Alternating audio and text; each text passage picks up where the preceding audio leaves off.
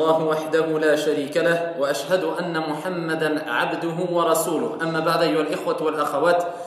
Normalement le mardi entre le Maghrib et l'Isha on traite un sujet concernant Al-Qur'an Al-Karim, ou plutôt on parle de certains versets coraniques, on explique certains versets coraniques en apportant bien sûr أقوال الصحابة رضي الله عنهم وأرضاهم وأقوال العلماء. ولكن ici بحمد الله عز وجل exceptionnellement ce soir on va faire un bref rappel concernant un sujet extrêmement important. Ce rappel durera بإذن الله عز وجل وبالله التوفيق 15 à 20 minutes et ceci nous permettra aussi de ne pas trop prolonger le rappel ici, surtout lors de ces nuits pendant ce mois, car vous savez très bien que les nuits sont très longues, et pour faciliter ici à nos frères et sœurs qui nous écoutent et pour rester concentrés. Donc ayyuhal ahibba, si vous avez vu à travers le Facebook et à travers le site, on a parlé de ce sujet qui concerne la pornographie.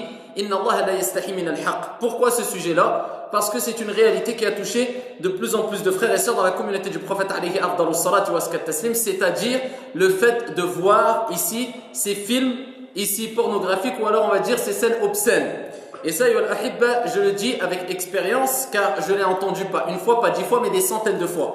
Je n'ai pas reçu un message, pas un mail, mais des dizaines ou si ce n'est des centaines de mails concernant ce problème. Et vous-même, à travers les questions-réponses en direct le mercredi entre le Maghrib et l'Isha, vous avez pu entendre plus d'une fois des sœurs et des frères se plaindre, mais particulièrement des sœurs. C'est une réalité, on va le voir pourquoi, bi'idhnillah azza wa jal, particulièrement des sœurs qui se plaignent de leur mari, d'accord, et ils nous rapportent ces faits. Soit, comme vous l'avez dû entendre, vous l'avez entendu déjà en direct, une sœur qui nous dit, mon mari, je ne cesse de le prendre, entre guillemets, en flagrant délit, en train de regarder des scènes pornographiques, des scènes obscènes, je ne sais plus quoi faire. Une autre sœur qui dit, je vois mon mari, c'est une réalité, et la vérité se dit. Allah n'a pas honte de dire la vérité, et ici il ne convient pas aux prédicateurs, aux imams, aux prêcheurs, ici de parler de sujets en oubliant des sujets qui sont plus qu'importants dans une situation bien donnée, ou alors concernant des situations bien précises, à une époque bien précise, concernant des circonstances bien précises. Donc il se doit de traiter tous les sujets, particulièrement les problèmes qui touchent le plus les gens à son époque. Et ça, c'est un problème qui touche de plus en plus nos frères et sœurs ayyuhal ahibba. Et des sœurs qui disent, comme vous l'avez déjà entendu, ici, moi, j'ai déjà vu plus d'une fois mon mari tout nu devant, ici, des scènes pornographiques ou des sites internet. Et quand on lui dit à cette sœur, est-ce que ton mari est investi dans la religion? Elle dit bien sûr. Est-ce que ton mari va à la mosquée? Bien sûr. Et plus d'une, plus de 10, il y a des centaines de cas comme ça, ayyuhal ahibba. Et je ne parle pas au niveau mondial, mais simplement avec expérience concernant la France, la Belgique, certains pays d'Europe. D'accord, c'est ce qu'on a vu nous, avec notre petite expérience. Que dire du fait de parler de ce sujet-là à l'échelle mondiale? Qu'est-ce qui se passe dans le monde, ayyuhal ahibba, dans la communauté du prophète alayhi salatu wassalam, concernant ce sujet, d'accord, qui est les films ou les sites obscènes ou pornographiques? C'est une catastrophe.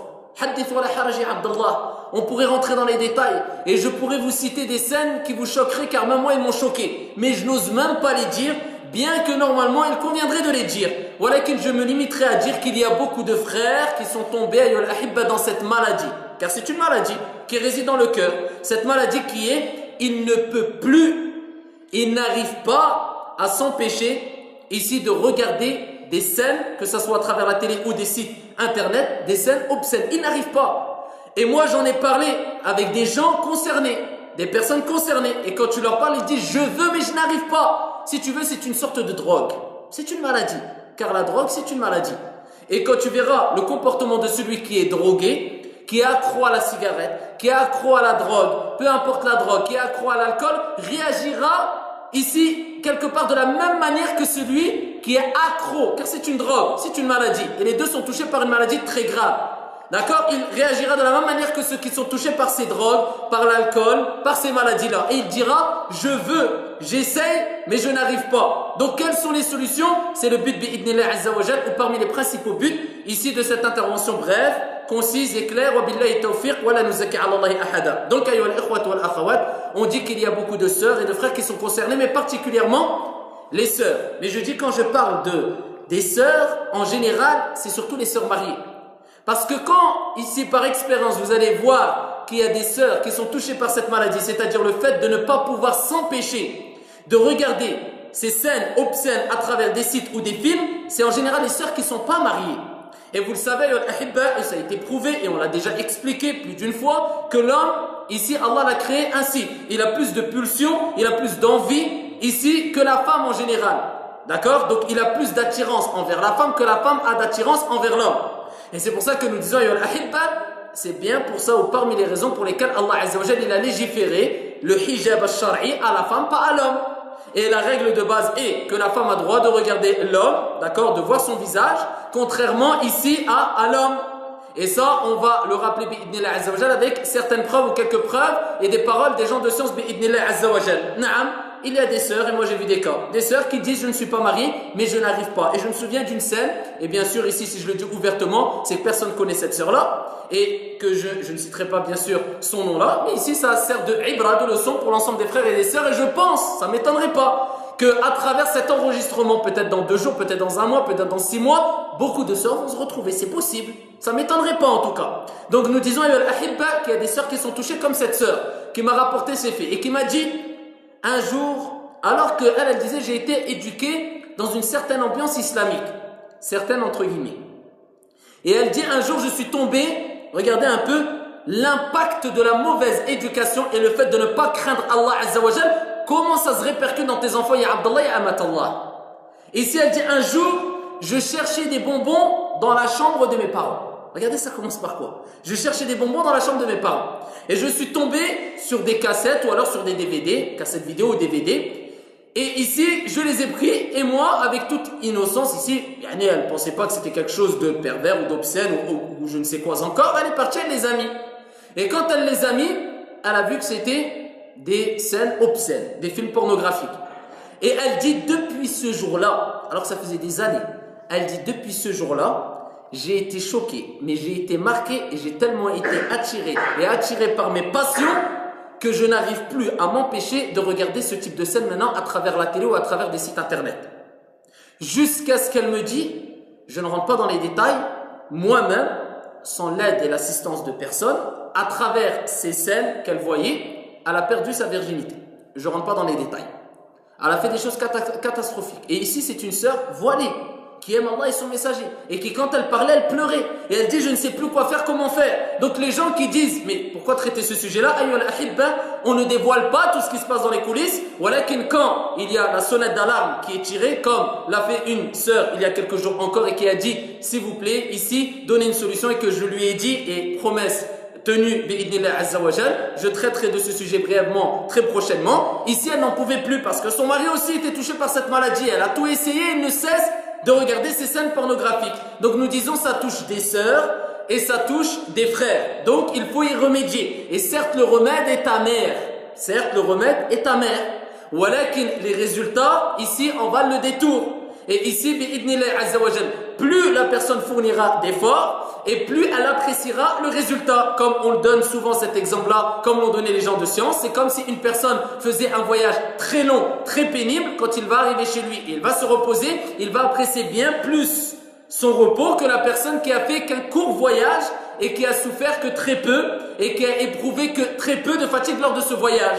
Naam, donc nous disons plus le remède est amer et plus les résultats bi'idnillah azza wa jal seront bénéfiques. Premier conseil que je peux donner à ses frères et ses sœurs, et particulièrement les sœurs qui sont mariées, parce qu'en général quand ça touche cette maladie, d'accord, une personne dans le couple, en général ça tombe sur le mari, parce que nous avons dit, et n'oubliez pas ça, en général la femme a moins de pulsions et moins attirée vers l'homme que l'homme envers la femme, d'accord. Donc ici, nous disons que ici l'homme attire plus, ou la femme attire plus l'homme que l'homme attire la femme. En général, les femmes peuvent patienter plus concernant ce sujet que les hommes. Et c'est pour ça que vous connaissez le athar où Omar ibn al-Khattab radiyallahu anhu wa arda, quand il avait entendu une femme, alors que son mari, son époux était parti dans une ghazwa, dans une expédition, ici une femme qui sortait des sortes de vers et qui rappelait que si elle ne craignait pas Allah azza wa jal, ici elle aurait commis une chose illicite sur son lit. Omar avait entendu ces paroles, ces vers prononcés ou ces paroles prononcées de cette femme-là. Il est parti se renseigner et ils lui ont dit comme quoi son mari, son époux était dans une expédition, et il est parti interroger sa fille et il lui a demandé combien de temps une femme peut patienter à peu près. Elle lui a dit combien de temps? 4 mois. Donc regardez, ici, ça nous rappelle que la femme peut patienter en général plus que l'homme. Mais ici, en général, quand ils sont mariés, l'homme et la femme, ça touche plus cette maladie, les hommes. Comment doit réagir la femme? Nous leur disons ici à ces sœurs-là, et nous savons, et à travers expérience et beaucoup d'appels téléphoniques, que les femmes, surtout à notre époque, et beaucoup de femmes sont vertueuses et très patientes. Le jour où d'autres femmes ne patientent pas. Et surtout concernant des détails. Et quand nous voyons des femmes qui me rapportent certaines histoires, je me dis, mais comment ils font pour patienter? Et wallah, ils patientent par amour envers Allah Azza wa Jalla. C'est pas par crainte de divorcer ou par amour fou ici envers cet homme-là. Wallah, c'est par crainte d'Allah Azza wa Jalla. Et beaucoup de femmes ici me l'ont prouvé à travers leurs paroles et leur comportement et leur patience. Donc nous disons, ça c'est un conseil directement aux femmes. Sachez que ça c'est un péché. Et ce péché-là fait partie des grands péchés. Mais toute personne qui tombe dans un grand péché, ici, à partir du moment, bien sûr, avec les règles qui s'ensuivent, il reconnaît que c'est un péché. Il ne dit pas que ce n'est pas un péché ou un grand péché, etc. Donc ici, nous, on ne dit pas qu'une personne sort de l'islam quand il a commis un grand péché. Ça, c'est la règle générale. On ne parle pas d'exception. Donc nous disons, et particulièrement aux sœurs, patienter à partir du moment où il fait la prière, où il se comporte convenablement avec vous, ou ici, surtout quand ils ont des enfants. Surtout quand ils ont des enfants, ça c'était la recommandation de Cheikh Al-Uthaymi quand il disait à des femmes, et quand il conseillait les femmes qui se plaignaient de leur mari parce qu'ils faisaient des graves péchés ou des grands péchés, il leur disait quand il y a des enfants et qu'à côté il avait des qualités, c'était mieux de patienter, de continuer à l'exhorter au maximum avant de se séparer de lui, bien que dans beaucoup de cas, c'était leur droit de demander la séparation. Mais parce qu'ils n'étaient pas sortis de l'islam. Ce n'est pas comme la personne qui va faire de l'association Ash-Shirk. Ou alors, d'après certains gens de science, d'après certains avis, il ne fait plus la prière. Ou bien, partons à l'unanimité des savants, il dit je ne fais pas la prière et je ne la reconnais pas comme étant obligatoire. C'est un autre cas. Mais là, ça reste un grand péché. Qu'on le veuille ou non. Donc nous disons aux sœurs de patienter. Et que bi'idnillahi azza wa jal, le remède ici, il peut l'avoir, il peut le prendre et il peut guérir par la permission d'Allah subhanahu wa ta'ala. Le deuxième des conseils que j'ai à leur donner, et bien sûr il y a des limites ici à ne pas dépasser, ou il y a des limites à la patience quelque part. D'accord? Ça ne veut pas dire patienter, et que ici dans tous les cas, elle n'a pas droit de demander la séparation. Parce qu'on a vu des cas où l'homme, après exhortation, ce n'est pas après mois de patience, mais après années de patience, l'homme n'a pas arrêté de regarder ces scènes jusqu'à ce que la sœur elle nous disait « Moi j'ai peur pour mes enfants. Il n'a même pas honte de regarder ces scènes devant moi. Ici, que dire devant mes enfants ?» Donc là, ça rentre dans l'éducation islamique et ça peut être très grave pour l'éducation islamique à un certain degré. Ça c'est autre chose. Mais en général, et la règle de base, c'est patient. Tant qu'à côté, il a des qualités, tant qu'à côté, il fait la prière, et tant que ça reste un grand péché, et que tu arrives à patienter, et tu peux continuer à l'exhorter, et surtout s'il accepte les conseils. Troisième des conseils que j'ai à donner, ici, c'est de chercher les raisons.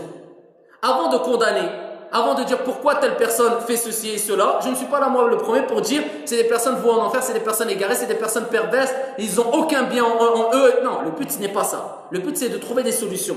Et rappeler à la communauté les paroles d'Allah Azza wa Jal, l'être humain il a été créé faible. Personne n'est à l'abri de glisser. Personne n'est à l'abri de commettre un grand péché. Personne ne doit être trop sûr de lui. Allah n'aime pas ces gens-là, les prétentieux, les présomptueux, les gens qui pensent être les meilleurs, ceux qui tombent dans le rouge, ici dans la prétention et haute. Moi je suis. Non, toi tu es un être faible comme Allah l'a rapporté dans le Coran al-Karim. Mais nous disons, quand il y a ce problème-là, face à nous, que ça touche ton frère, ta soeur, ici, tes parents, naam, il y a des gens qui nous disent c'est mes parents, naam, et je vous en passe. Soyez pas étonnés quand vous entendez qu'une musulmane, elle appelle en direct, comme vous l'avez déjà vu, et qui dit, moi j'ai été violée par mon père. Ça, il faut pas être étonné. Si vous voulez savoir, ici, il y a quelques jours encore, et même aujourd'hui encore, j'étais avec une sœur, au téléphone, reconvertie, si vous voulez savoir, qui s'est fait violer par son père, qui n'est pas musulman, parce qu'elle a embrassé l'islam. Et elle continue avec moi, elle est tombée enceinte de son père. Donc les cas, ils arrivent. Et ici, on ne peut pas dévoiler tout ce qui se passe dans les coulisses. Walakin, il y a un suivi derrière. Walakin, il y a des problèmes graves dans la communauté. Ne dites pas, comment ça, des parents musulmans héroïques. Wallahi, si vous saviez, les histoires qu'on entendait, wallahi, quelquefois, la seule chose que tu as envie, c'est de jeter le téléphone. Tu n'arrives même pas à écouter jusque la fin. C'est très difficile. Il y a des sœurs qui patientent et ils ont une patience, wallahi, plus qu'étonnante. Et qui, même moi, quand j'entends, je me dis, mais je suis rien par rapport à cela. Et particulièrement certaines sœurs. Wallah, les problèmes qu'on a entendus, qui ont touché nos sœurs et certaines des sœurs, c'est catastrophique. Alors, entre des sœurs qui disent « Je me suis fait violer par mon père parce que j'ai embrassé l'islam », d'autres sœurs qui disent « À chaque fois, mon mari rentre ivre et il me frappe, et il me frappe, et il me frappe, et il veut avoir des rapports de force. Est-ce que ici, je risque d'avoir un péché auprès d'Allah si je me refuse à lui ?» Et avec ça, il patient. Combien de sœurs patientes, walillahi alhamd. Et bien, on espère qu'ils en soient récompensés car Allah Azzawajal les sert juste et équitable. Et Allah est le meilleur des juges. Et Allah n'est pas insouciant à ce que font les bienfaisants. Mais ça nous rappelle, arrêtez-vous de vous plaindre un peu. Et moi, je parle à moi le premier. Sans fausse modestie. Nous disons, on doit voir les raisons pour lesquelles ou à cause de quoi ou à cause desquelles les gens sont tombés dans cela. Je parle d'abord dans les couples. Dans les couples, il y a des gens qui sont tombés. Et je parle des hommes dans cet égarement-là, à cause, et je parle par expérience, quand je dis expérience, par rapport à tous les mails qu'on a depuis des années, les appels téléphoniques, etc.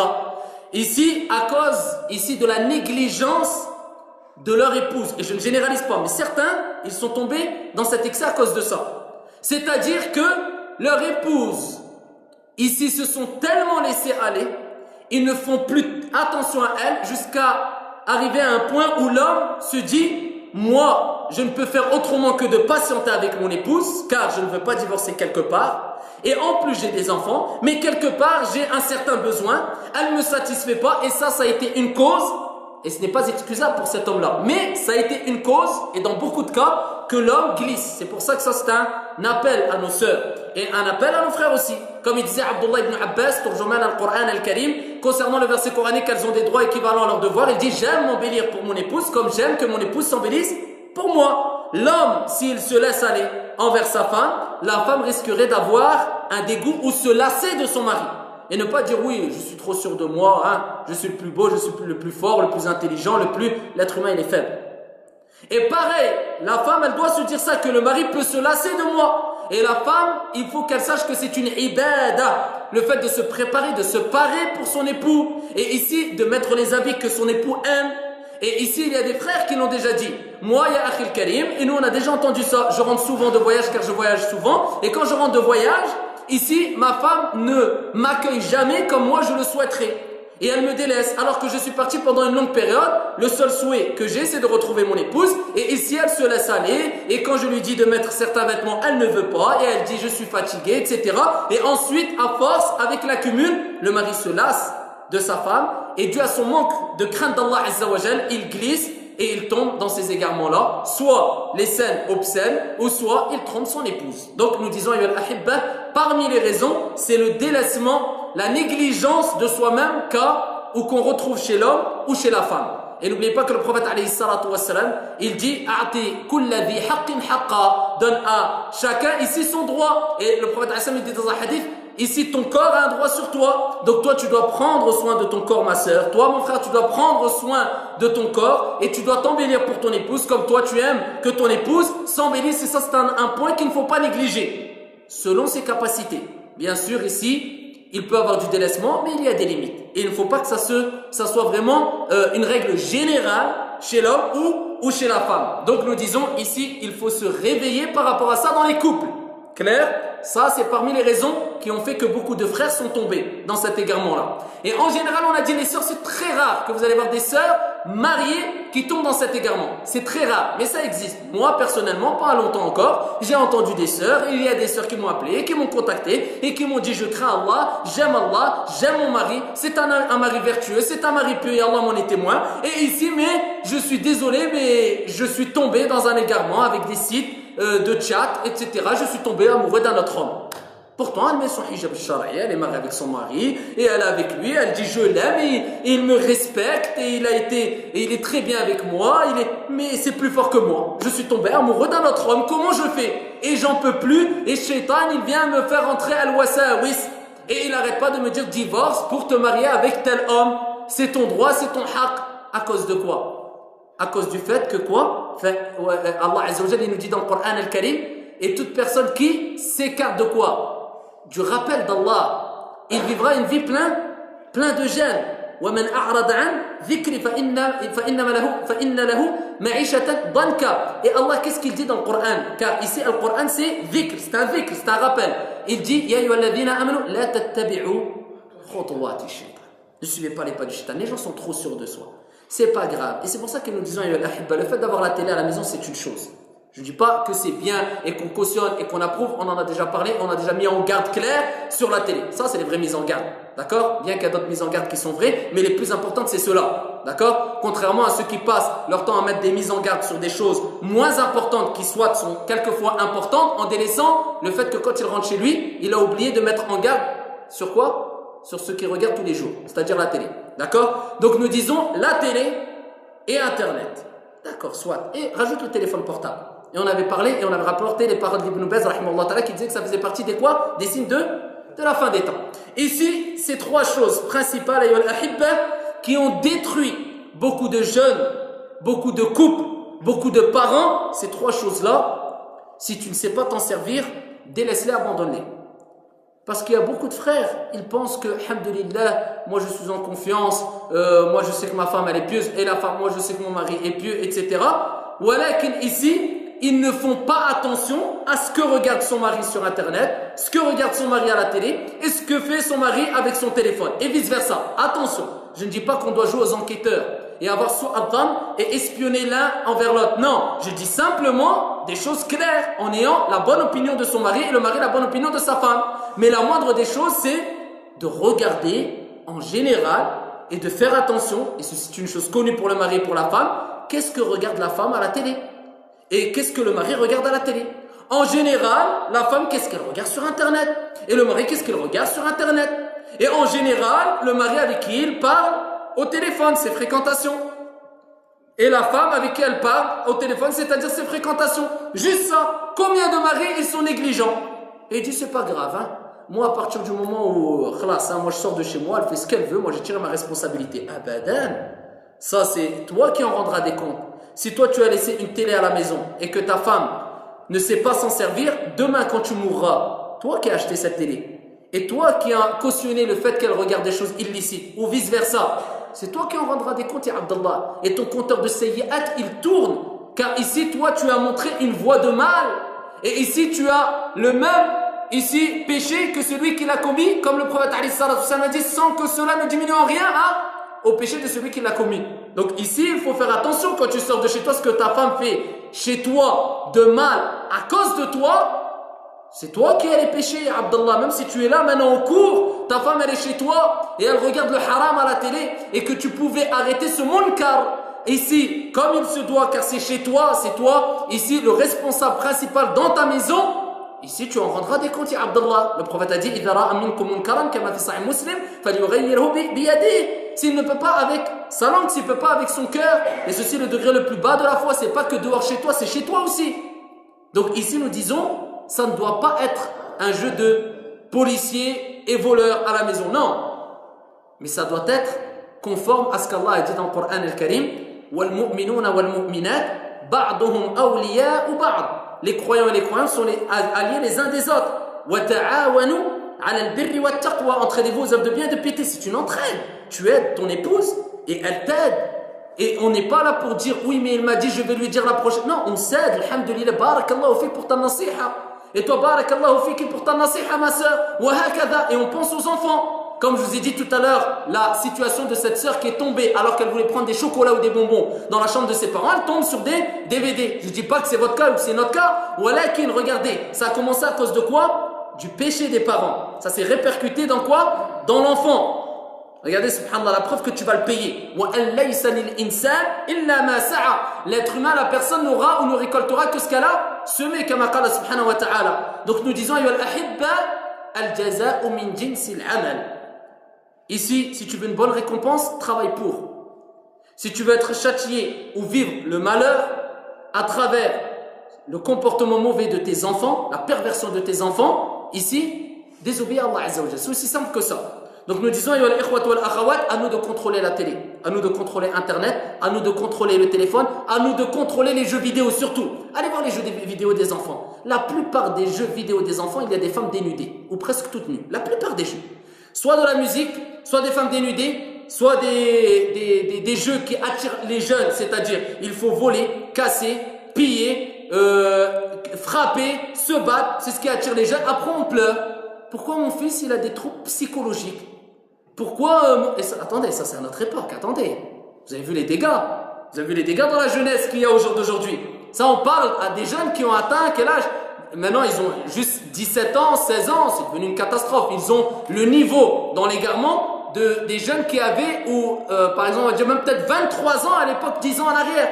Maintenant, ce que font les jeunes de 15 ans, c'est ce que faisaient les jeunes égarés, je parle des jeunes égarés, hein, c'est ce que faisaient les jeunes égarés il y a 10 ans en arrière alors qu'ils avaient que 21 ans. Il y a déjà 6 ans d'avance dans l'égarement. Alors, imaginez-vous les résultats et les conséquences négatives qui vont frapper ou qui vont toucher les jeunes qui maintenant ont 3 ans, 4 ans quand ils vont arriver à 15 ans. Imaginez-vous. Alors que ici, la société n'est pas la même au jour d'aujourd'hui qu'elle était il y a 10 ans en arrière. Et quand on voit ici les dégâts qu'a causé la perversion de 10 ans en arrière chez les jeunes au jour d'aujourd'hui, que dire des dégâts que va causer la perversion de jour d'aujourd'hui dans 10 ans? Ça va être une musiba. Innama rahimallah. Donc il faut faire très attention. Là, comme disait ici une personne âgée, Ammou, masha'Allah, qui est à la mosquée ici, il nous dit toujours ça. Si c'est pas grave, ton fils, qu'il casse, qu'il crie à la maison, qu'il fasse des bêtises, dans tous les cas, tu sais que le soir, il reste dormir chez toi. Tu le vois, khalas. Mais le problème, c'est pas maintenant. Et ça, c'est les paroles sages de personnes qui ont de l'expérience. Car on a besoin de l'expérience, on a besoin de la sagesse des personnes âgées. Même si quelquefois ils n'ont pas une grande science, mais on a besoin énormément de leur sagesse. Et il disait quoi? Même si quoi? Ou plutôt le problème sera quoi? Quand il arrivera à l'âge où tu ne le verras plus chez toi. Où il pourra être indépendant. Il sortira de chez toi. Tu auras beau lui parler, tu ne pourras pas le raisonner. C'est ikhlas.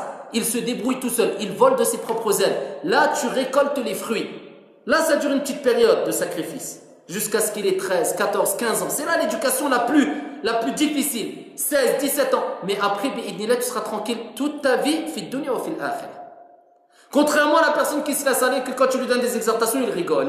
Oui, masha'Allah, masha'Allah, masha'Allah, il rigole. Oui, d'accord, il ne faut pas exagérer. C'est une petite période, ça va passer très vite. Mais après, quand il a 15 ans, il vole de ses propres ailes. Là, il pleure. Là, le pauvre, il pleure. C'est pas pendant 2 ans, 3 ans. Jusqu'à ce qu'il ait 60 ou 70 ans, même 80 ans, il est encore sur son lit d'hôpital, il est proche de l'gharghara, de sakarat, et il voit encore sa fille qui est sans hijab, son fils qui est en prison, son fils qui est drogué. Là, ça te suffit. Dunya wa fil akhirah, la torture. Donc ici, patiente et fournis des efforts. Maintenant, pendant que tu as encore, comme je le dis souvent, la pêche, tu as encore ici la force, tu as encore la santé, tu es dans une ambiance islamique, en profite, ne sois pas négligent, ce n'est pas un jeu. Ici, c'est une amana les enfants. Et le prophète il dit, comme Sahih Muslim, toute personne à qui Allah a confié une autorité et celui-ci trahit ceux qui sont sous son autorité, il lui sera interdit d'entrer au paradis. Interdit. Ça, c'est tes enfants, ils t'appartiennent à toi quelque part. Mais avant tout, toi et tes enfants appartiennent à qui? À Allah subhanahu wa ta'ala. C'est une amana, ne fais pas ce que tu veux avec cette amana. Donc, attention à ce que tes enfants regardent à la télé, à ce que regardent tes enfants dans les jeux vidéo, à ce que regardent tes enfants dans les téléphones portables. Vous savez très bien maintenant, un téléphone portable, c'est quoi? Il y a tout dans le téléphone portable. Il y a la télé, il y a Internet, il y a le film, il y a tout dans les téléphones portables. Je ne suis pas en train de vous dire, dans tous les cas, interdisez vos enfants à regarder la télé, à regarder ce... Mais je dis, faites très attention. Triplez de prudence. Car il suffit que l'enfant voit une publicité. Cette publicité va rester gravée à vie dans sa tête. Et après, il y a des gens qui viennent nous voir, plusieurs personnes, et nous disent, mes enfants font des scènes, je n'ose même pas vous les dire. Des scènes obscènes. Je dis, mais qu'est-ce que vous voulez que je leur dise que, mais vous croyez quoi? Qu'il a eu une révélation où il a fait un rêve sans avoir rien vu et il a vu un homme et une femme faire des choses mauvaises pour qu'ils reproduisent. Mais il ne faut pas rêver, c'est qu'il l'a vu. Subhanallah, ce qu'il voit, ici, il va le reproduire. Et le premier pas que tu as mis dans la fornication est dû à quoi? Au regard. Et le prophète dans le long hadith, quand il dit que ici les membres ont leur part de fornication, il commence par quel membre? L'œil, à la fornication de l'œil, c'est le regard. Pourquoi? Parce que ça commence avec le regard. Et après le regard, ça rentre dans le cœur. Et après le cœur, ça se manifeste à travers les paroles, à travers un comportement. Et ça, ici comme le prophète a dit, c'est les parties qui confirment ou qui infirment. C'est-à-dire, ça finit par az-zina wal-'iyadhu billah, en général. Pour les gens qui ne savent pas retenir leur passion. Donc nous disons, craignez Allah Azza wa Jal, ici quant au fait de regarder n'importe quoi à la télé et dans les sites internet et aussi ici dans les téléphones portables ou les jeux vidéo pour les enfants. Ayo al-ahibba, je terminerai avec un quatrième conseil. C'est pas un petit conseil, c'est un long conseil, mais je vais essayer de le résumer. Et là, je parle directement maintenant à ceux qui sont touchés par ces maladies-là. À ceux qui sont touchés par ces maladies-là. Ces personnes-là, ils sont tombés dans le fait de suivre leur passion, al-hawa, en dépassant les limites. Ici, les ulama, ils disent, Ibn al-Qayyim al-Jawziyya, rahimahullah ta'ala, il dit que al-hawa, les passions, ce n'est pas illicite et une chose mauvaise, mutlaqat, dans l'absolu. Parce qu'il dit que sans al-hawa, sans les passions, l'être humain courrait à quoi? À sa perte. La preuve de cela. La définition de l'hawa, les passions, ça désigne le penchant naturel de l'homme vers ce qui le convient. C'est ça l'hawa. C'est-à-dire que l'homme, ici, il a un penchant naturel vers ce qui lui convient, ce qu'il aime, ce qui lui arrange. C'est ça les passions. Et si on disait que, ou si Allah avait créé l'homme sans les passions, l'homme courrait à sa perte. Ça veut dire qu'il n'aurait plus de penchant vers ce qui lui convient, c'est-à-dire l'eau, la nourriture, le fait de s'accoupler. Et donc, il courrait à sa perte, il n'aurait plus de descendance. Et ici, il ne mangerait plus, il se laisserait mourir. C'est pour ça, de façon générale, nous ne disons pas que le hawa, les passions, c'est une chose mauvaise. Mais elle est mauvaise, ou les passions, al-hawa, sont mauvais à partir du moment où on dépasse les limites autorisées. D'accord? Donc, avoir un penchant naturel vers ce qu'il te convient, c'est naturel. Allah a créé l'être humain comme ça. Sans ça, on ne pourrait pas vivre. Mais quand tu dépasses les limites autorisées en islam, d'accord, et ces limites sont citées clairement dans le Coran et la Sunna bi fahmi salaf al-umma, là, tu tombes dans un égarement et dans le péché. Clair? Et en général, quand Allah il parle, et dans An-Nusus, les textes, on parle de hawa, en général, ça désigne un caractère ou le caractère blâmable des passions. En général, c'est ça. Quand on dit le hawa, en général, c'est pour montrer quelque chose de blâmable. Mais de façon absolue, non. Parce que quelquefois, les passions, c'est des choses autorisées, bonnes, demandées. Le fait d'être attiré par l'eau, vouloir boire et boire. Est-ce que ça, c'est dû aux passions? Naam. Et ça, c'est autorisé, c'est autorisé. Clair? Donc, nous disons, al-ahibba, c'est la première chose à savoir. Parce que le fait de regarder les choses illicites, il faut bien toucher ou alors traiter le sujet à la base pour essayer de s'en sortir bi'idnillah azza wa jal. Donc, les personnes qui sont touchées par ce mal, nous leur disons, c'est dû aux passions, al-hawa. Al-hawa, on l'a tous, mais vous avez dépassé les limites.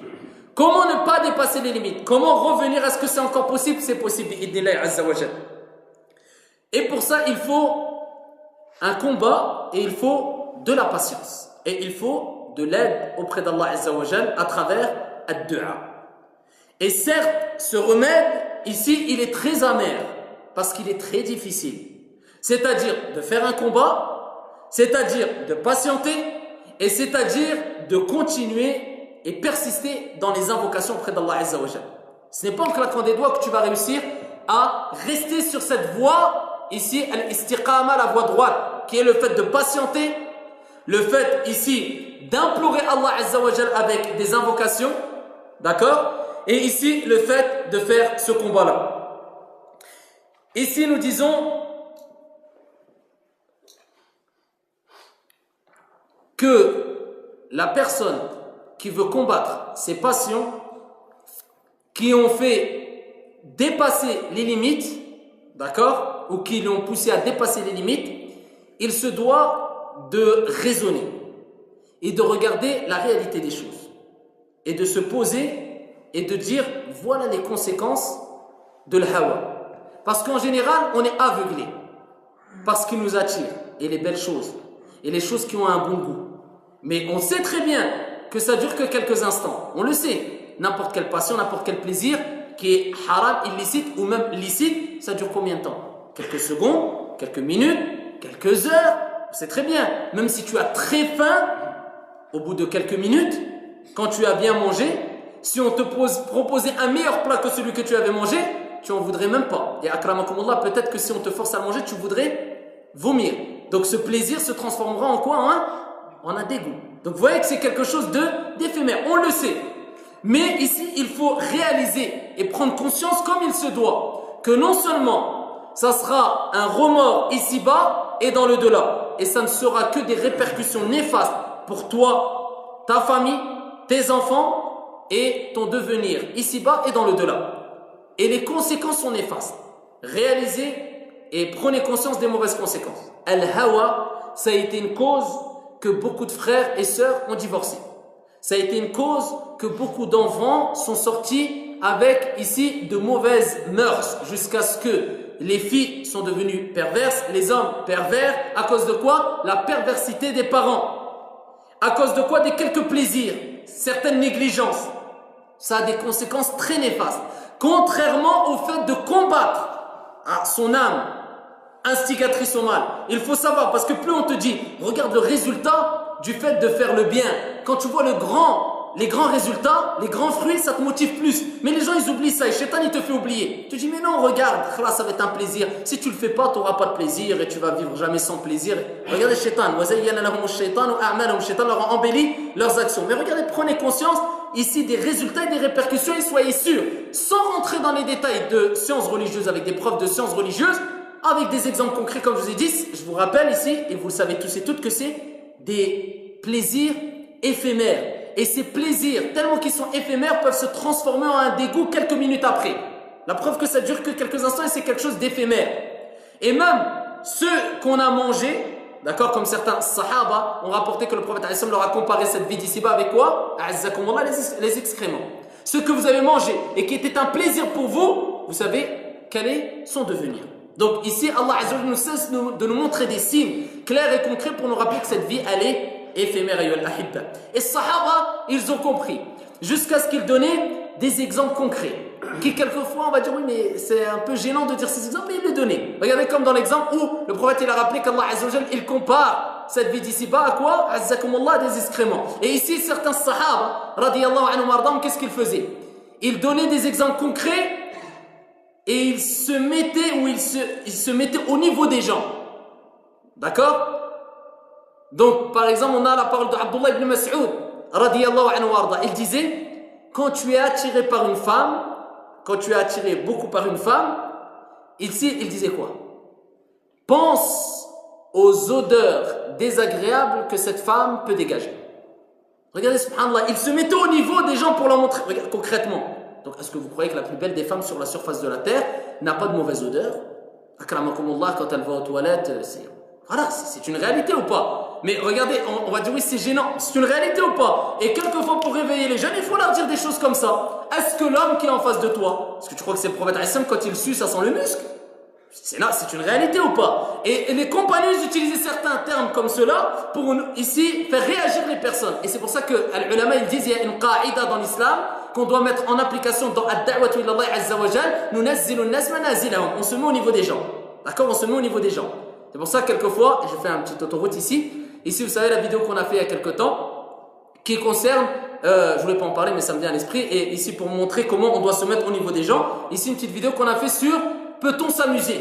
On a fait sur un bateau, d'accord? Avec un frère, Jazakallahu khairan, de l'association Miséricorde, l'Akhdar, Hafidahullah Ta'ala, qui ici a mis à disposition des frères ici un bateau pendant une après-midi, car il avait une location ici, il pouvait faire une location qui lui était gratuite, mais c'était quelque chose qu'on lui devait. Pourquoi je rentre dans ces détails-là?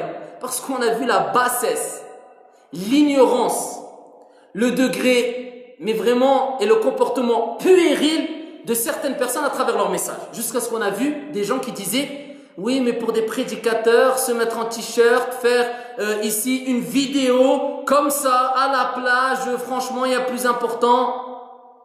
Mais subhanallah al-azim, regardez la bassesse des gens. Jusqu'à ce qu'il y en a un qui a mis, et ça, je ne dirai même pas son nom, mais je le dis. Comme il n'a pas honte de le dire ouvertement, j'ai pas honte de le dire ouvertement, mais je ne citerai pas son nom par respect. Bien qu'il a mis son nom sur internet. Mais bref, il dit oui, regardez, ils achètent un yacht, peu importe qu'il a dit de façon ironique ou pas, s'il a dit de façon ironique, c'est encore pire parce que c'est un mensonge pour faire rigoler les gens. Et ça reste un mensonge pour un prédicateur, c'est honteux.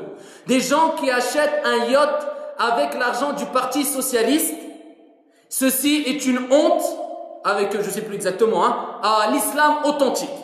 Et il a lancé le débat. Un prédicateur. Billahi alaykum. Est-ce que ceux-là ne sont pas comparables à des ânes? Comme Allah compare certains ignorants à des chiens, ceux qui suivent les passions, Allah les a comparés à quoi? Kal-kalb, comme le chien. Et d'autres à quoi? À l'âne, dans le Coran al-Karim. Et ça, il parle des gens qui suivent leur passion. C'est pas comparable à des hmars, ceux-là? Celui-là qui va dire à un prédicateur, oui, ceux-là, ils ont acheté un yacht, Abdallah. Acheté un yacht, tu crois quoi? Ça fait 2 semaines qu'on est sur un yacht en train de rigoler, en train de nager. Mais t'as vu ce film où, ya Abdallah? On a passé 3 heures ou 4 heures, quelques heures. Et en plus de cela, au lieu de dire, Masha'Allah, même quand ils peuvent prendre 3 heures dans toute l'année, ou peut-être ça fait 5 ans qu'ils n'ont pas pris 3 heures de détente comme cela, peut-être tu le sais pas, peut-être ça existe, peut-être c'est vrai.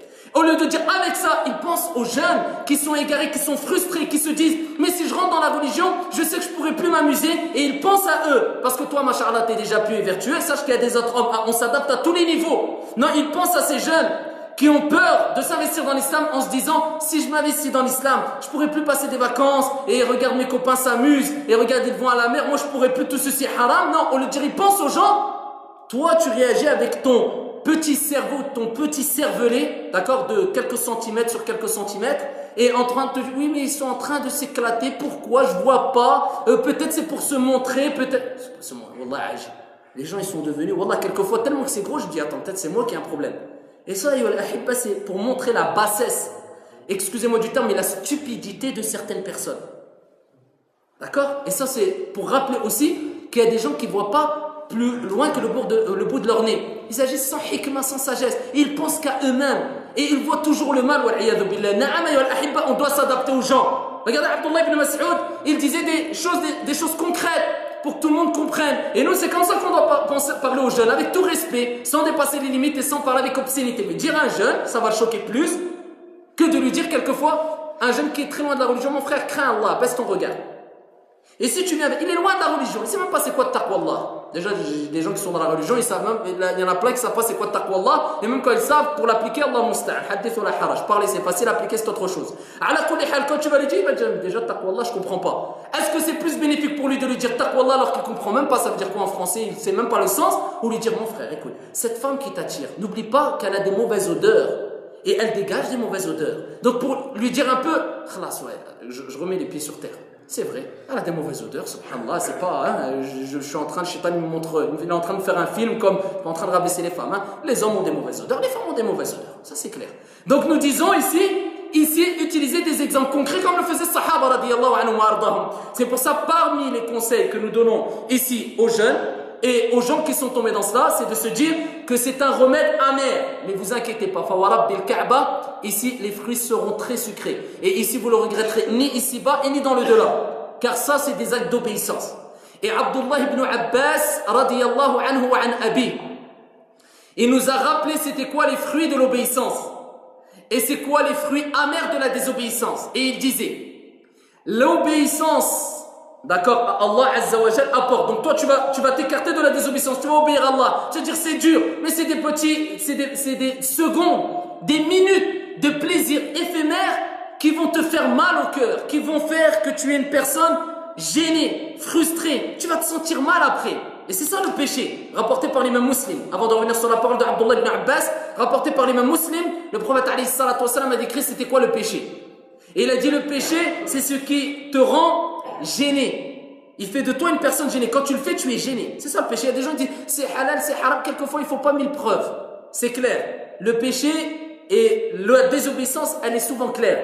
Comme le prophète l'a dit dans Sahih al-Bukhari, al-halalu bayyin wal-haram bayyin. Le halal, il est clair. Et le haram, il est clair. Et entre les deux, il y a des choses douteuses. Éloignez-vous de ces choses douteuses si vous voulez préserver votre religion et votre honneur.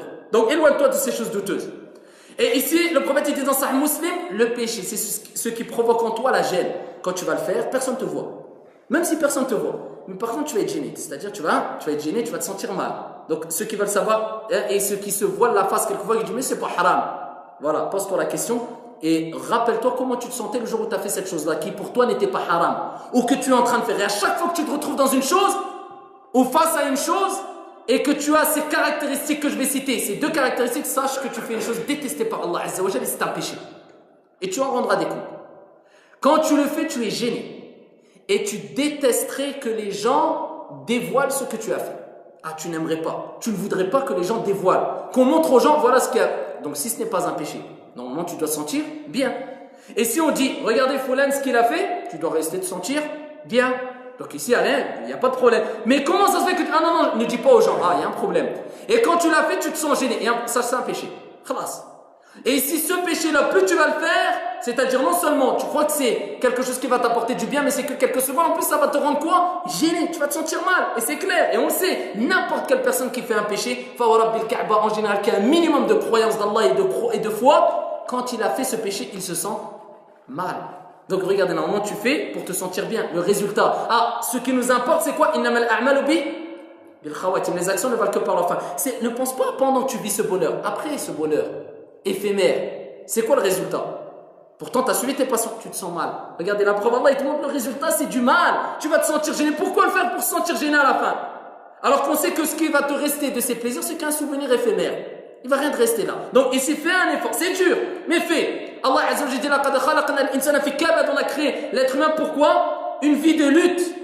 Walladhina jahadu fina lanahdiyannahum subulana. Ceux qui combattent pour notre cause, les ulama, ils ont dit ceux qui combattent contre leur passion, contre leur péché, contre leur transgression, contre leur mal. On va les guider dans nos sentiers. Mais Allah Azza wa Jalla te rappelle, fais et on te guidera. Allah il n'a pas besoin de toi, toi tu as besoin d'Allah Azza wa Jalla. Allah il commence par ceux qui font l'effort. Allah il rappelle, on a créé l'être humain pour faire dans une vie de lutte. Tu dois combattre.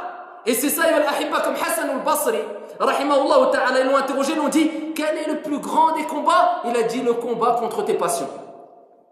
Il a dit le combat contre tes passions. Parce que al-hawa, on vit avec de jour comme de nuit. C'est quoi? C'est le penchant naturel qui nous attire vers ce qui nous convient, ce qu'on aime bien, ce qu'on apprécie. Quand tu dors, c'est ce penchant naturel qui t'a attiré vers le sommeil, c'est le hawa. Tu te réveilles, ici, tu veux manger, c'est le hawa. Tu veux voir un frère parce que tu l'aimes, c'est le hawa. Tu veux embrasser tes enfants parce que tu les aimes, c'est le hawa. Tu vis avec le hawa. Donc ici, le plus grand des combats, c'est contre le hawa, les passions. Pour pas que ces passions dépassent les limites autorisées, que tu tombes dans des passions illicites. Clair? Donc nous disons, les paroles de Abdullah ibn Abbas. Et il dit l'obéissance d'Allah Azza wa Jal à la porte. Voilà, choisis maintenant ce que tu veux. À la porte, une lumière au visage. À la porte, une lumière au cœur. À la porte, un élargissement de la subsistance. À la porte, ici, une fortification du corps. Une force au corps. Et à la porte, bi'idnillah Azza wa Jal, l'amour des gens envers toi. Ça, c'est Abdullah ibn Abbas qui dit. Radiyallahu anhuma. Il dit, voilà les fruits de l'obéissance. Une lumière au visage. Une lumière au cœur. Un élargissement de ta subsistance, un risque. Une force au corps. Regarde, ça touche tout. Alhamdoulilah, ça t'apporte non, la lumière, la force. Tout ce que tu veux, ça te l'apporte. C'est quoi? L'obéissance. Et Allah Azza wa Jalla le rappelle dans le Coran al-Karim. Et il dit, quiconque accomplit une œuvre salutaire, mâle ou femelle, tout en étant croyant, wa huwa mu'min, on lui fera vivre une vie hayatan tayyiba, une vie de bonheur. Et Abdullah ibn Abbas, voilà pourquoi il dit ça. Turjuman al-Qur'an. Il a compris le Coran, il explique ayyuhal ahibba. Il dit une lumière au visage, une lumière au cœur, un élargissement de la subsistance, une force au corps. Et il dit pour terminer, l'amour des gens envers toi. Allah il va mettre l'amour envers toi dans le cœur des gens. Les gens vont t'aimer. Il dit contrairement à la désobéissance, al-ma'siyah, celui qui suit ses passions. Tu crois quoi? Ça va t'apporter wallahi que malheur. Regarde qu'est-ce que ça va t'apporter. Ici, une noirceur ou des ténèbres dans le visage. Ténèbres, obscurité dans le cœur. Un rétrécissement de la subsistance. Un affaiblissement du corps et le dégoût des gens envers toi. Regardez les résultats de quoi? De al-ma'siyah. Donc à chaque fois que tu te retrouves dans le péché ou en face de la désobéissance, dis-toi, je sais très bien que si je ne combats pas mon nafs, je sais que ça va apporter ténèbres dans mon visage, ténèbres dans mon corps, et ici, ma subsistance ici va être étroite. Ici, comme Abdullah ibn Abbas a rapporté, ici il y aura une faiblesse dans mon corps et les gens me détesteront. Quand tu penses à ça, tu vas te dire, mais à quoi bon, quelques secondes de plaisir pour le résultat, ça. Mais au contraire, si je vais à côté, je passe à côté, ici en étant fier et en craignant Allah Azza wa Jalla, en étant sûr et certain et en me disant, sache qu'Allah te voit, ya Abdallah, en ayant la peur d'Allah Azza wa Jalla, ça sera la cause qu'Allah va faire, qu'il y aura une lumière dans mon visage, une lumière dans mon cœur. un élargissement de ma subsistance, une force dans mon corps, et les gens m'aimeront bi'idnillahi azza wa jal. Et certes, a dit vrai Ibn al-Qayyim al-Jawziyya rahimahullah ta'ala, quand il nous donne ayyuhal ahibba ce remède qu'on doit vivre et on se doit de vivre avec, et surtout les gens quand ils se retrouvent face à face avec le péché, et quand tu te retrouves seul dans l'obscurité et que ton âme t'appelle à commettre un péché, et on dit regarde Allah et dis-lui à ton âme, celui qui a créé l'obscurité me voit. Quand tu te dis Allah me voit, t'as pas honte, les gens te voient, tu es gêné, parce que c'est ça le péché, tu sais, tu es gêné, tu regardes à droite, à gauche, quelqu'un me voit ou pas? Ah, j'aurais peur, si un tel était là, je l'aurais pas fait. Ah, t'aurais peur qu'on dévoile, donc ce péché-là, t'es en train de regarder à droite, à gauche, t'oublies de regarder au-dessus de toi. Alors qu'Allah Azza wa Jalla dit dans le Coran, ya'lamu kha'inatal a'yun wa ma tukhfi as-sudur. Allah Azza wa Jalla connaît la trahison des yeux, et ce que cachent les poitrines. Ah, quand tu regardes à droite, quand personne te regarde, ah, un regard furtif, Allah il sait, Allah il le dit dans le Coran al-Karim. N'essaie pas de jouer avec Allah. Plus tu vas jouer avec ça, ces mauvais regards, ah personne ne me regarde, Wallah il-Adim, plus tu t'enfonces dans les ténèbres. Bien sûr, ça arrive à tous et toutes de glisser. Un mauvais regard. L'être humain il est faible, que ce soit l'homme ou la femme. Mais n'oublie pas que le prophète alayhi salatu wasallam a dit comme fi Sahih Muslim que ici les membres ont leur part de fornication. Il a commencé par quoi? L'œil. Ah, la fornication de l'œil, c'est quoi? Le regard. Ensuite, il dit quoi? Il vient et il parle des membres. Mais à la fin, il parle de quoi? Il parle des parties. Ça confirme ou ça infirme. Donc, regarde, la première cause qui mène vers le résultat qui est la fornication, c'est quoi? L'œil. Ça commence toujours par l'œil. Et c'est pour ça qu'il y avait certains sahaba, radiyallahu anhum wa ardahum, si mes souvenirs sont bons, il y avait, le prophète alayhi salam lui-même, dans un hadith rapporté par Abu Daoud et d'autres, il disait, le regard est une flèche empoisonnée parmi les flèches empoisonnées de Shaitan. Le regard est une flèche empoisonnée parmi les flèches empoisonnées de Shaitan. Le regard. Parce qu'on sait très bien que les jeunes qui sont tombés dans des égarements, ça a commencé par un regard. Et les gens qui regardent les scènes obscènes, c'est avec quoi? Avec le regard. Un regard, ça peut être une flèche empoisonnée qui rentre dans ton cœur. Et cette maladie, si tu ne la guéris pas avant avec al-istighfar, en te rappelant d'Allah Azza wa Jalla, وَالَّذِينَ فَعَلُوا إِذَا فَعَلُوا فَاحِشَةً أَوْ ظَلَمُوا أَنفُسَهُمْ ذَكَرُوا اللَّهَ فَاسْتَغْفَرُوا لِذُنُوبِهِمْ وَمَنْ يَغْفِرُ الذُّنُوبَ إِلَّا اللَّهُ. Ceux qui, quand ils ont ici, وَالَّذِينَ إِذَا فَعَلُوا فَاحِشَةً, ils ont commis une turpitude, أَوْ ظَلَمُوا أَنفُسَهُمْ, où ils ont ici agi avec injustice envers leur propre personne, ils se rappellent d'Allah Azza wa Jalla et ils demandent le pardon auprès d'Allah subhanahu wa ta'ala. Et qui pardonne les péchés si ce n'est Allah subhanahu wa ta'ala. Donc ici tu dois te rappeler d'Allah, tu demandes l'istighfar pour corriger cette maladie-là, car le prophète alayhi salam a dit, l'être humain, al-insan, al-abd, quand il fait un péché, Allah il met un point noir, ou est inscrit dans son cœur un point noir. Et ici il ne cesse de faire des péchés jusqu'à ce que quoi? Son cœur soit enveloppé, wal-iyadhu billah. Et quand tu fais une bonne action, Allah dit dans le Coran, les bonnes actions dissipent les mauvaises actions. Alhamdulillah.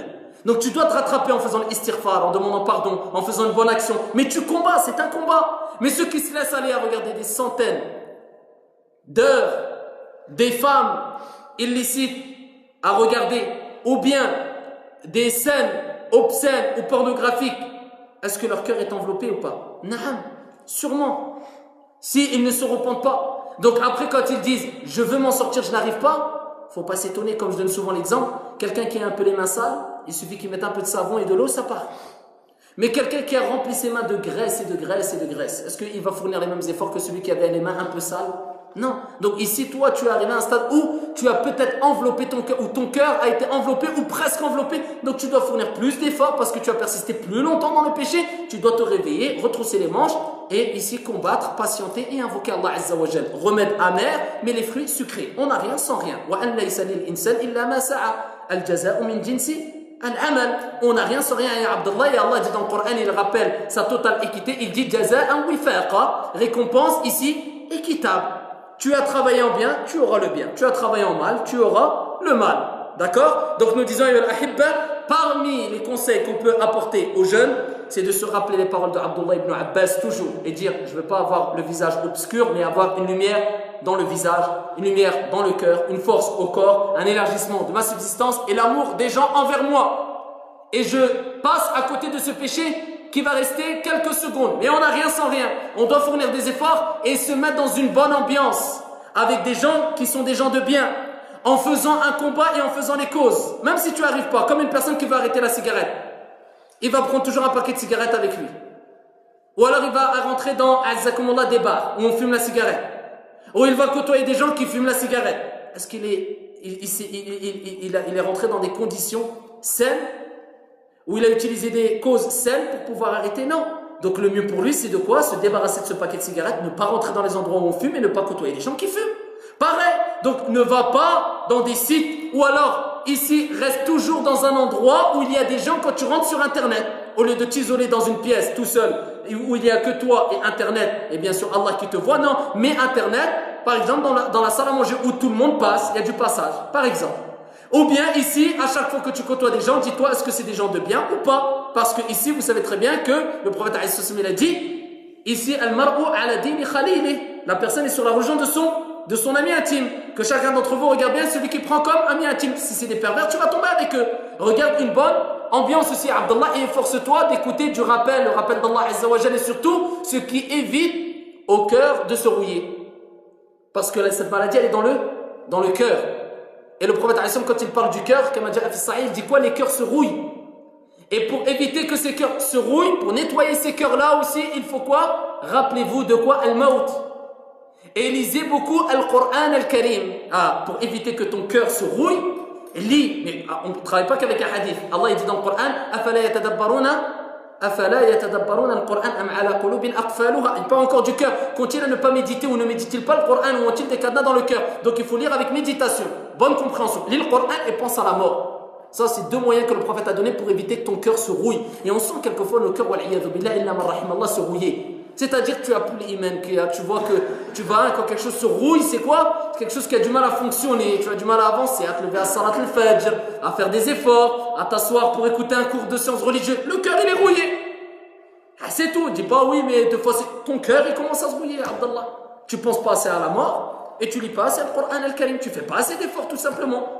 Ne me dis pas j'ai le temps, j'ai pas. Non, ici si ton cœur se rouille, c'est-à-dire tu as du mal, ça grince, tu as du mal à avancer, ton cœur se rouille. Réveille-toi et ici il faut lire le Coran et rappelle-toi de quoi?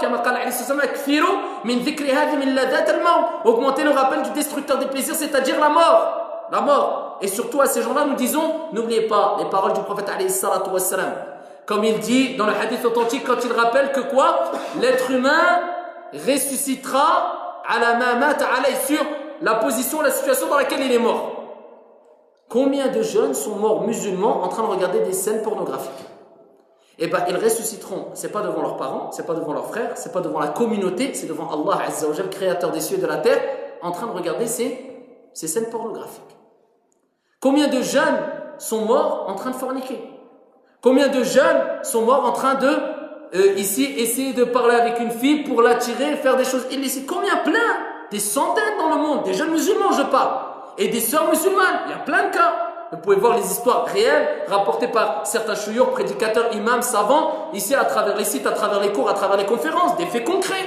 Combien? Plein, ya lahibba. Donc nous disons, craignez Allah Azza wa Jal. Et sachez qu'Allah Azza wa Jal scandalise et que ici Ibn Kathir rapporte ces paroles, celui qui vit dans une situation, il mourra dans cette situation. Et le prophète il parle de cette mort, il dit tout serviteur ressuscitera dans la situation dans laquelle il est mort.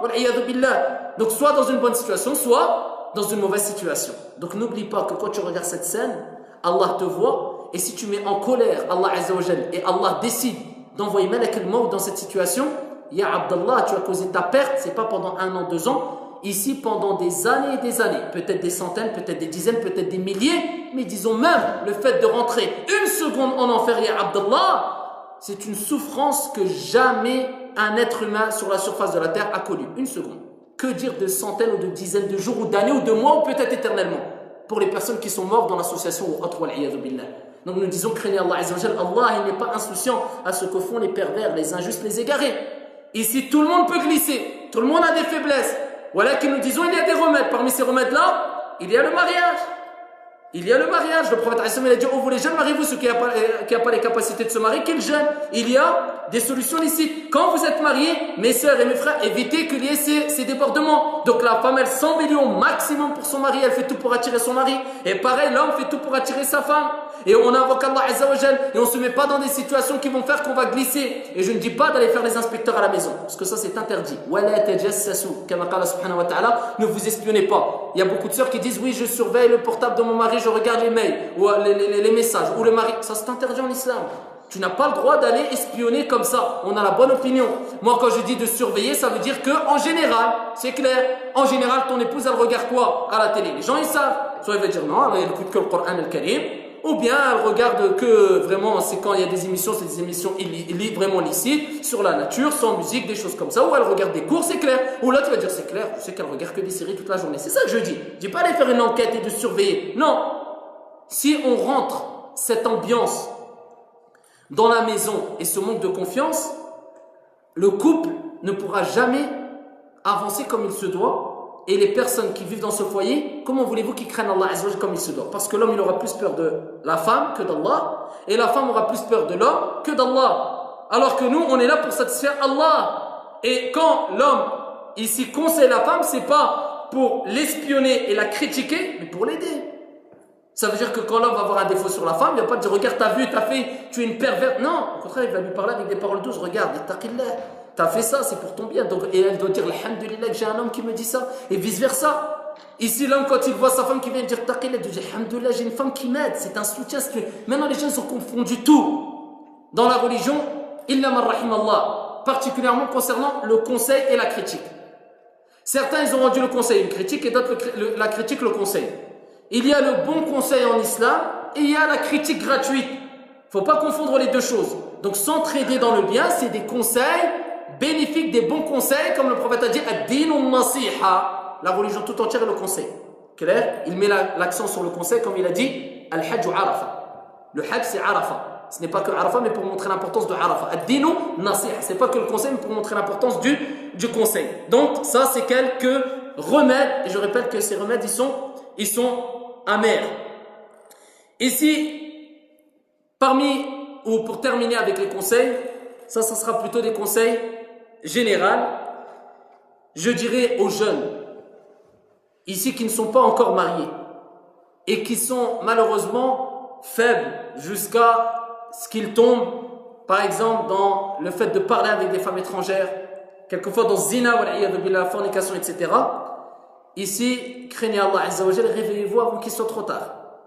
Parce que ne croyez pas que, je parle en général, ne croyez pas que dès que vous allez vous repentir, parce que beaucoup de jeunes se disent ça, je vais me repentir, bi'idnillah Azza wa Jal, d'abord c'est pas toi qui choisis, c'est Allah qui guide et qui égare avec justice et miséricorde. Ici, dès que je vais me repentir, je vais me marier et je vais rester tranquille. Ils n'ont pas fait attention aux mauvais rebonds. D'accord? Comme ici, un de mes chers disait Jazahullahu khairan, attention au rebond. Quand tu prends une balle et tu tapes doucement la balle par terre, elle va rebondir un peu. Mais quand tu la frappes fort, elle risque de te faire mal. Attention au rebond. Plus tu vas persister dans l'égarement, plus le rebond fera mal. Et je veux dire quoi ici? Ici, un jeune qui a connu beaucoup de relations illicites, d'accord, il est plus fragile que le jeune, je parle du fait, dans la fragilité de regarder des scènes illicites, obscènes, pornographiques, que le jeune qui n'a pas connu ces relations.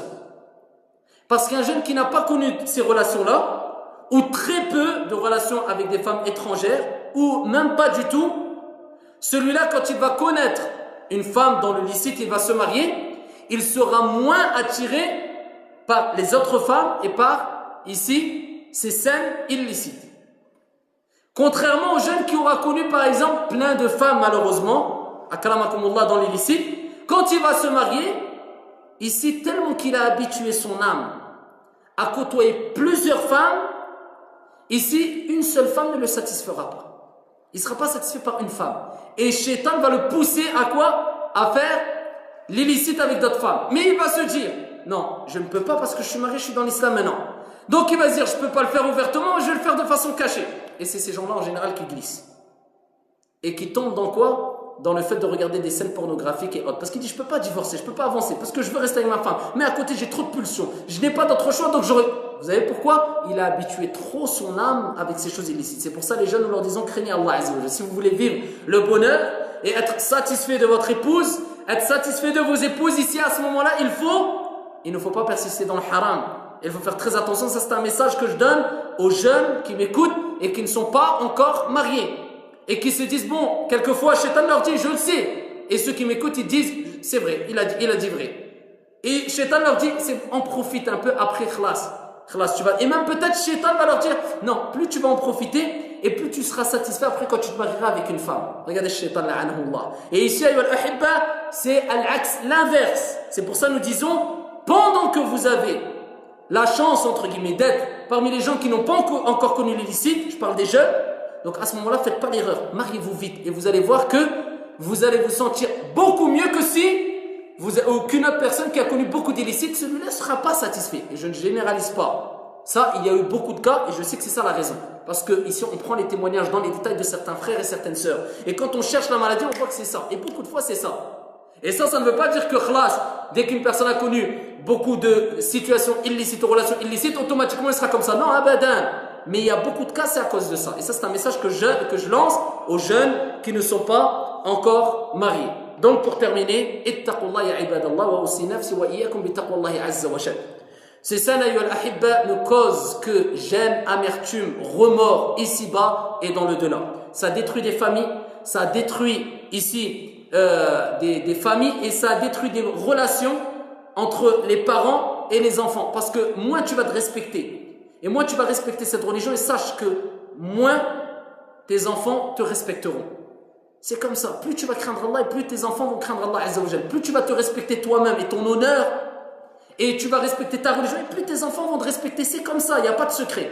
Donc si tu veux ici que tu sois respecté par ton entourage, avoir une lumière au visage, dans le cœur, un élargissement de la subsistance, une force au corps, et ici que les gens t'aiment et que tes enfants et ton épouse et tes parents te respectent, respecte-toi. Respecte ta religion et respecte ton honneur. Wallahu ta'ala a'lam wa ahkam. Subhanak Allahumma wa bihamdik. Ashhadu an la ilaha illa anta astaghfiruka wa atubu ilayk. Wa akhiru da'wana alhamdulillahi rabbil alamin. Je m'excuse, c'était 15-20 minutes, c'est resté 1 heure. Walakin khair, incha'Allah ta'ala, wallahu a'lam.